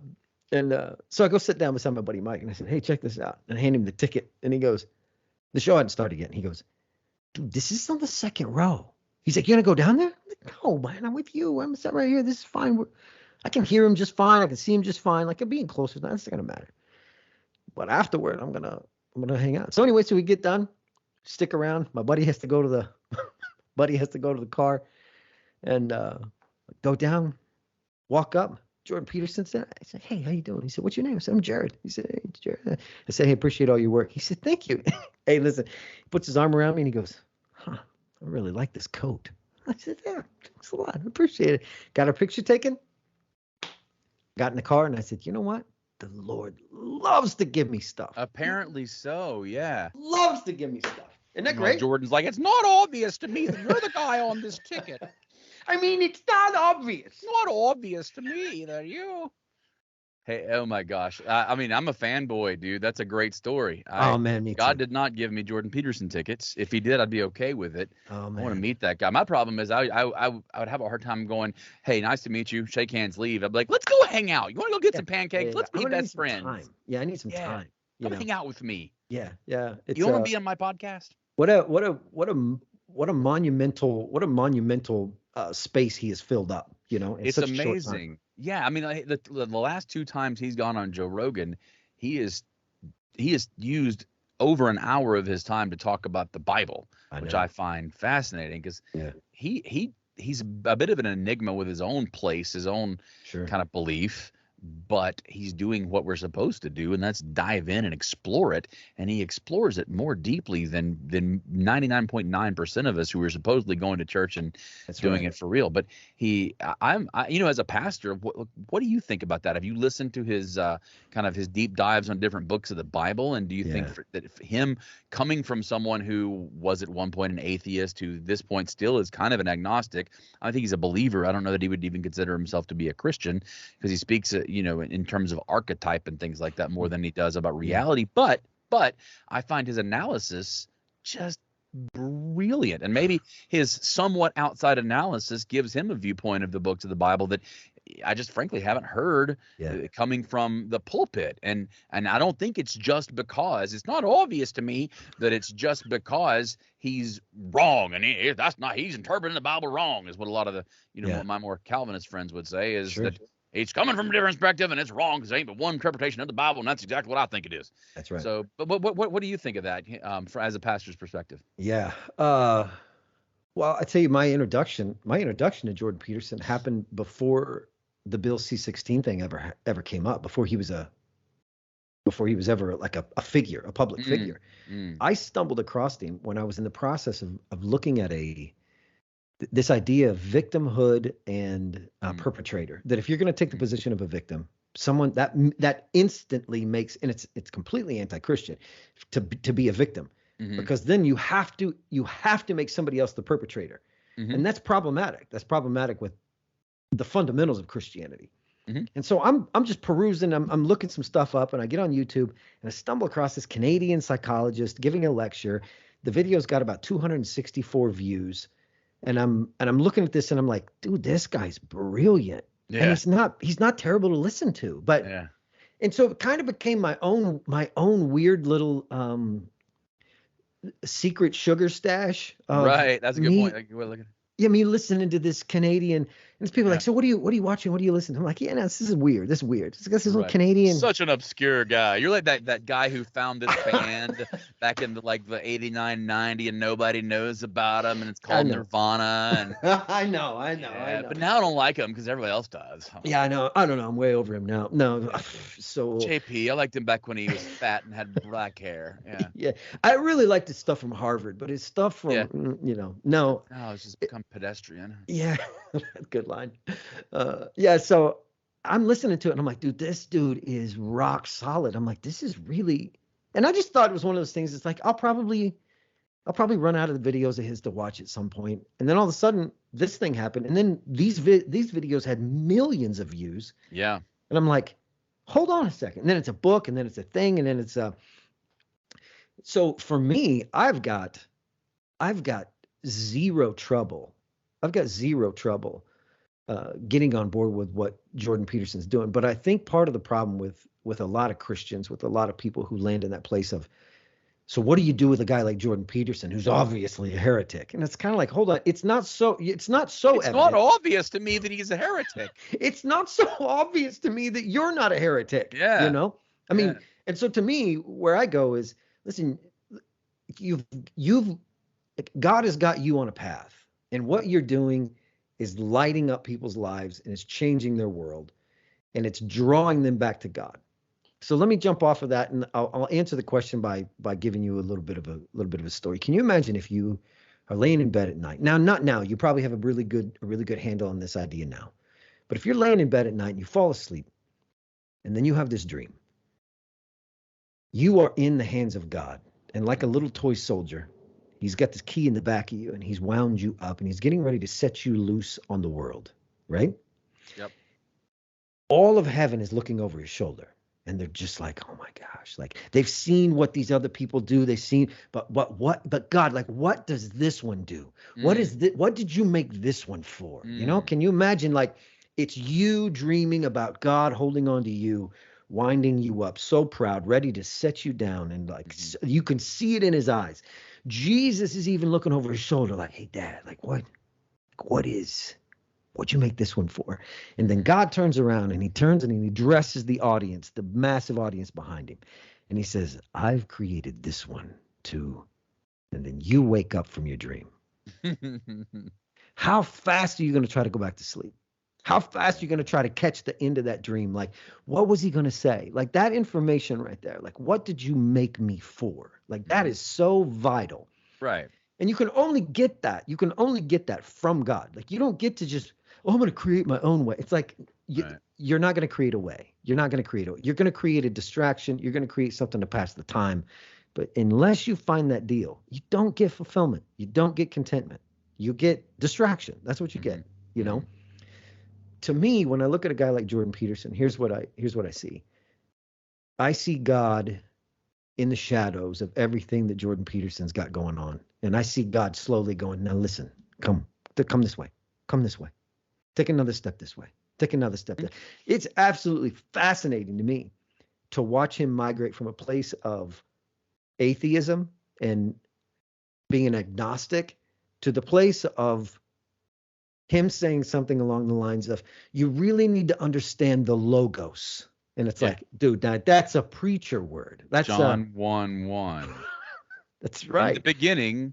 That's right. It was the logos. That's wasn't right. The word. It was logos. Yeah. Yeah. And so he says that all the way to the point to where he says, I'm not exactly sure what to do with Jesus, but I'm not ready to throw him away just yet.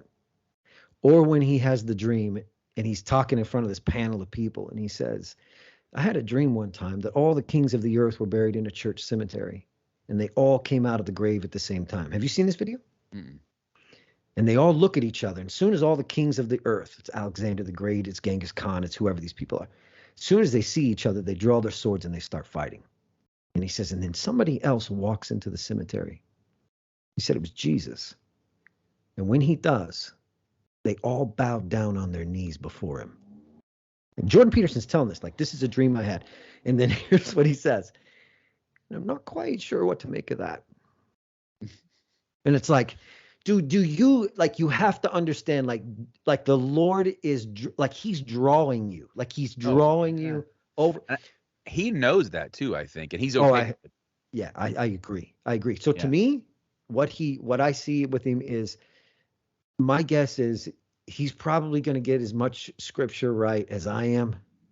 He's probably, his understanding of the vastness of God from a different perspective and a different catalog of study than mine is probably as on point or more on point, because he's brilliant, than mine is. I mean, mine's limited to the 45 years that I've been alive.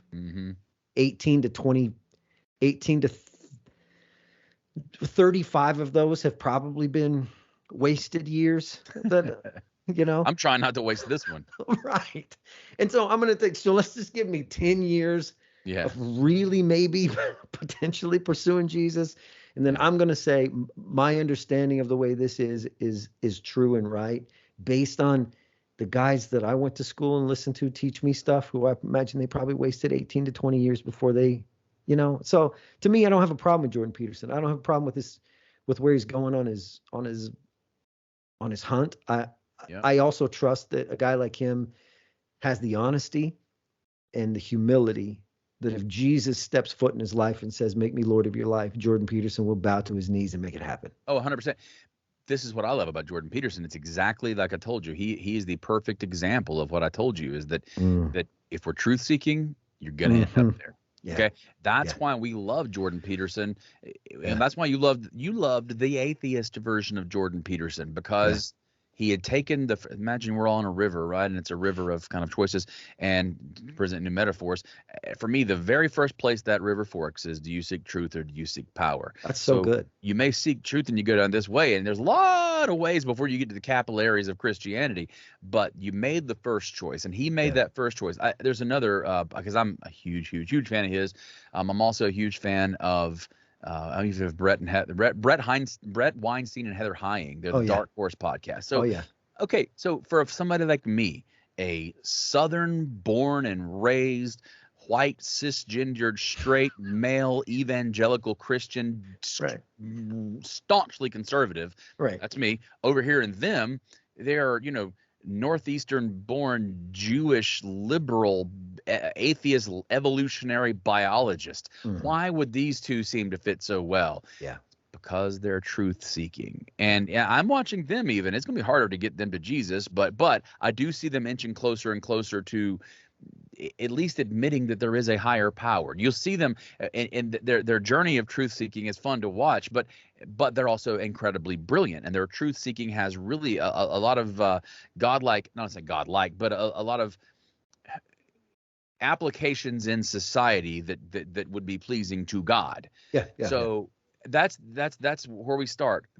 Let's bring all the truth seekers together, and let's all just encourage each other to seek truth, know what truth is, and be able to recognize when people are power seeking or when we ourselves are power seeking. And you're going to, like Jordan Peterson did, you're going to end with the gospel. It's the only place to end. The reason he had that dream is because if you take all the great leaders of the world, all the great kings, they were all power seekers, because they had to be, because their job as king is to organize this bunch of hairless monkeys. I mean, and that's a hard thing to do, and it's almost impossible to do it without becoming, more obsessed with the power. It's like any organization. You take any organization, a church, a nonprofit, any group of people, certainly governments, and once they grow to a certain size, what's needed to maintain order in that group of people ends up tipping us over into the power-seeking scale, where that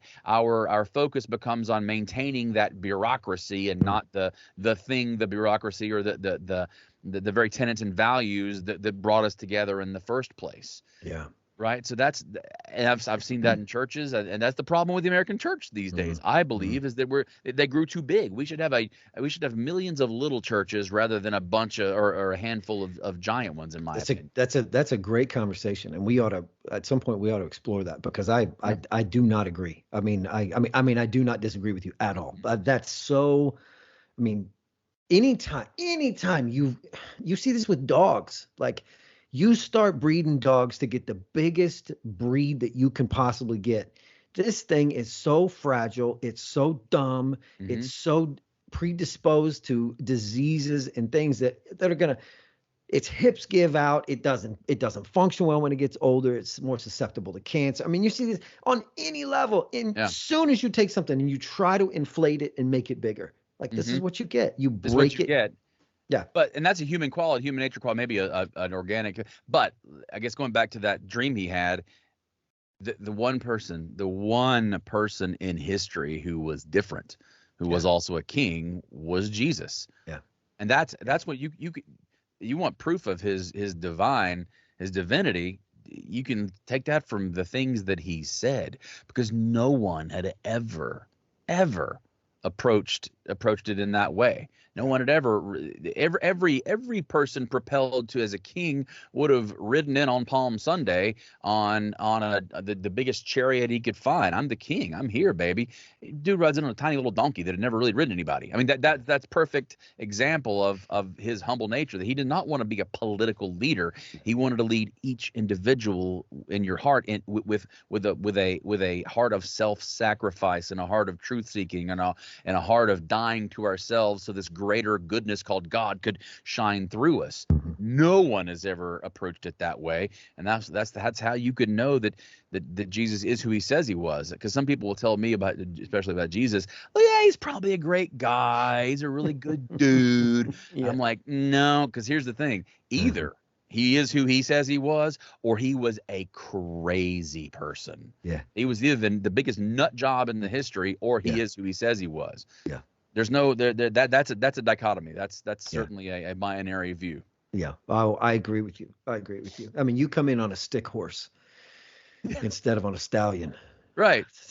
This is a different animal altogether. You know, one of the things you said when you talk about the truth and power, isn't it interesting that even Father William Costco, Jordan Peterson, I mean, probably the same is true for me and for you. We pursue truth, and there's a certain amount of power that's handed over to you. You pursue power, and you're not guaranteed any truth whatsoever. Amen to that. You know, hey, you said something earlier, and I'll kind of close this out with this. The Ecclesiastes 7. You were talking about suffering is a good thing. Man, I tell you what, I'm so pain averse. I'm so avoidant. You know, when it comes now. Listen, not physical. Like, I love ice baths. I do them almost every single day. Hey, love them. Love jujitsu. The way, I mean, love the physical exhaustion part. I got a row machine in my office. I mean, I love that stuff. But I'm so pain avoidant when it comes to the emotional. The emotional side. But I was reading in Ecclesiastes 7 the other day, and a sad face is good for the heart. That's what it says in Ecclesiastes. The house of mourning is better than the house of feasting. And I'm telling you what, it was taking me some time to like I don't like the way this shirt fits. Not one single bit, you know. Like, I don't, because it's uncomfortable. It's so it's uncomfortable, you know. What are the things that you find personally in your own life that you find yourself retracting from and withdrawing from? Oh, I'm the exact same as you in that way. I think there's certain personality types who just deal with things differently. And my personality type is like yours. I feast on enthusiasm. People whose kind of main personality trait is enthusiasm, we do have naturally a little bit harder time, I think, facing things that are painful. Now, I can face things that are painful to me, okay? I don't mind that, but I am a wreck when I have to face empathy empathy pains for someone else. Doesn't mean I'm not empathetic. It actually means I feel like I'm too empathetic sometimes. But like if we're watching, I'm watching a movie, or I can be watching American Idol and they're tearing the backstories, and my kids look over and I'm crying, but I avoid that kind of thing typically. Like if I'm scrolling Facebook and I see some story of some child being hurt or whatever, child abuse stories, I kind of just can't. I kind of can't. And I should, but I kind of can't, because just like you, I just have a hard time getting close to that kind of pain. Now, luckily, I think I can, and maybe I do. Maybe I'm the same way to my own pain. I don't know, but I'm definitely that way. And I don't want to go into the whole Enneagram is the cult, but what a lot of the soccer moms these days like to talk in terms of the Enneagram, and it's you're a 7, so you have that. And I don't know if that stuff's true or not, but I do know that people do tend to have certain personality types, and my personality type, like yours, is one who I avoid that kind of pain. But I'm probably better at facing it because I have to in story. I love actually diving into pain in story. In story, it's easy. Yeah, it's a different place for me. Much I mean, easier. look, in small group, there's that one scene that I've had so many, and I don't want to give it away, but so many mothers and even fathers have come to me and said, "You punched me in the stomach with that one because it happened to us." Yep. And so, and I wrote it into that because it happened to a friend of ours, and I'd seen it happen to a lot of people. But in story, I can do it. I can get as raw as I need to be. But I'm with you, man. Sometimes I avoid that type of suffering in my own life, and it certainly is not what I'm supposed to do. And I got to work on that for sure. Yeah, it makes me. I need to suffer physically more, but I am like you also. I was in Estonia in 2019, and I saw these ladies jump into the Baltic Sea in November. And I'm like, what are those crazy people doing? Somebody fish them out. And they're like, no, everybody does that. So me and my buddy were like, well, let's do it. So we hop into the Baltic Sea. And ever since then, I've been just kind of addicted to the whole polar bear swim thing. I try to hop in my pool as often as possible in the wintertime. Oh, yeah. That cold plunge thing it's money. It's legit. Money. But but you are so, and this is what makes me kind of a crappy pastor in a lot of ways, is that, man, I want to care. I really do want to care, but oh boy, it's a stretch. It's a stretch to put me in the room with the dying. It's a stretch to get me in that place with a bad diagnosis and be like, and because what I want to instantly do is go to that place and be like, well, the upside is, it's like, I'm the jerk that goes in and makes a joke when somebody's dying. Every time. Yeah, like, hey, tell the Lord I said, hey. I was like, what? Exactly. You can't say that. I did though. Well, but it takes all types, man. That your personality type may not be great for that part of pastoring, but it's going to be great for other parts of pastoring. Yeah. And you got some deacons who are better in that sense. Yes. Well, I mean, that's the thing. I find myself in that place. And as far as the Enneagram goes, I mean, that fits the 7, right? I mean, and I'm a little bit of an Enneagram junkie. And that are you really? Oh gosh, yeah. Most everybody's like, Enneagram is their cult. Oh, it's for, and I get tired of those. By the way, speaking of that, bridging it back to the movie, and I know you got to go, but I ran into that kind of Christian snobbery with small group. There was a big group of people who would protest the movie and tell everybody not to watch it because some of the characters did yoga, and yoga is of the occult. Now, that's so. Oh, bro, it happened. Man, it happened. Awesome. Now, I'll say this. My wife told me when she read the script, she's like, you probably ought to rethink the yoga thing. I was like, what? She's like, yeah, there's a bunch of people who are she follows all these ladies who are, super popular. And she's like, yeah, there's these one ladies, and they're people are going to come out and say that this is not right because yoga is of the occult. Yoga is. I was like, no, they won't. And oh my gosh, did they? And my thought, I didn't know. I thought yoga was just stretching and core work. I really did. I thought that's all it was. And some spiritual, whatever. I never thought of it as dangerous. So forgive me for being ignorant. I just knew that the lady coming from L.A., the liberal from L.A. with her filmmaker husband, what's she going to come here and do? She's going to probably start a yoga studio. It seemed natural to me. So that got me a lot. But I always tell people, look, if we want to complain about Christmas, that Christmas at one point stood for one thing, the birth of Christ.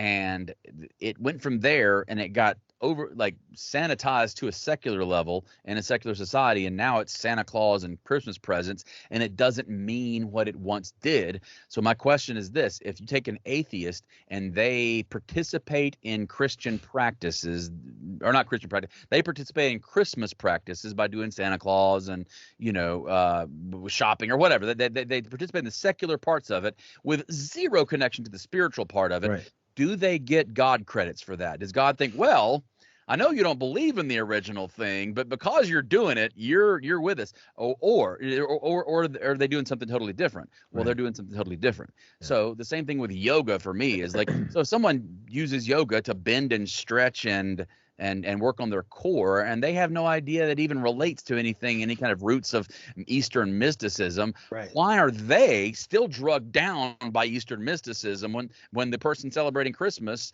has, with no relation to the original spiritual That's a intent, good point. they're Yeah, not picked up from it? Yeah, So it's a fair question. Yeah, it's a fair question. Yeah. It's the Christian cancel culture will get you. Woo, Yeah, boy. it's what my buddy calls the bully cult. Yeah, the bully cult will get you. And the same thing with Enneagram. My wife loves it. What my wife says is, look, I mean, is it a pentagram? Is it satanic? I don't know. Here's what she'll say is like, I don't use it to excuse my own sin. Right. And that's what a lot of people say is you use it to Sure. excuse your own sin. No, I don't. And in fact, it's the opposite of that. I use it to recognize my own sin so that I can work on that. But more, it's a tool of grace. If I know this person is a 3, man. and when they're in their unhealthy spot, that 3 is going to be like, look at me, I'm the greatest. And you have to go, oh, okay, that's just part of her personality. Yeah. Love her to death. Yeah. Say it in the Southern, bless her heart. But Yeah. we know that that's her personality tendency. We all have sin tendencies, and we don't all tend towards the same sin. And you know that from something as simple as the prodigal son story, right? The prodigal son story is a story of 2 polar opposite types of sin. There's the sins of the world, and how people went out, or that the younger brother went out and went to the sins of the world, and we learned this father opened his arms. But it's also about that big brother, the pious guy who did everything right. And he looks down on the little brother, and he says, Father, why is that guy as good as me? I've earned all this, right? And the father's like, that ain't how it works, buddy.